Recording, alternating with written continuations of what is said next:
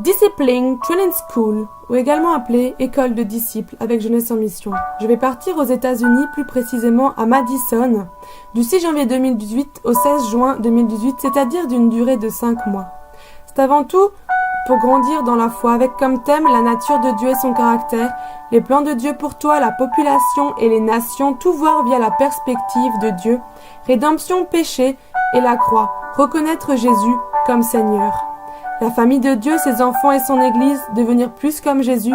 Le monde de Dieu, son appel et commission, faire le travail de Jésus, connaître Dieu et le faire connaître.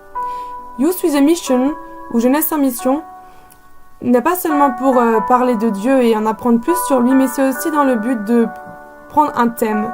Il y a différents thèmes, tels que l'art, le chant, le surf, les thèmes classiques. Moi, j'ai choisi le thème des enfants à risque. Mais qu'est-ce que cela signifie-t-il? En effet, c'est un sujet très vaste. Les enfants à risque, c'est les enfants des rues, les réfugiés, les orphelins, les enfants soldats, les trafics d'enfants, les familles brisées, qui est basé sur le psaume 58, versets 5 à 6, qui dit « Chantez en l'honneur de Dieu, célébrez son nom, préparez le chemin à celui qui s'avance à travers les déserts. L'Éternel est son nom, réjouissez-vous devant lui, le Père des orphelins, le défenseur des veuves, c'est Dieu dans sa sainte demeure. » Vous pouvez voir quelques images d'autres DTS qui sont également partis où Dieu les a envoyés. Donc ça a une durée de 3 mois l'école et le thème à Madison, puis 2 mois dans un autre pays, un pays encore inconnu.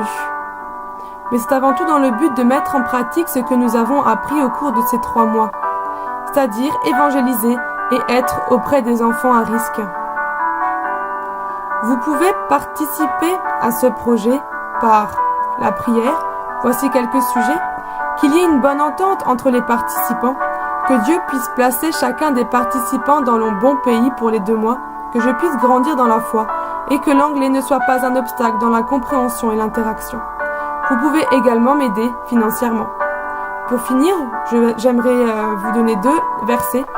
Vous êtes la lumière du monde. Une ville située sur une montagne ne peut pas être cachée, dans Matthieu 5, verset 14. Et j'ai planté, Apollos a arrosé, mais c'est Dieu qui a fait grandir. Ainsi ce n'est pas celui qui plante ni celui qui arrose qui compte, mais Dieu qui donne la croissance. Celui qui plante et celui qui arrose sont égaux, et chacun recevra sa propre récompense en fonction de son propre travail. En effet, nous sommes ouvriers avec Dieu. Vous êtes le champ de Dieu, la construction de Dieu. Dans 1 Corinthiens 3, versets 6 à 9. Merci.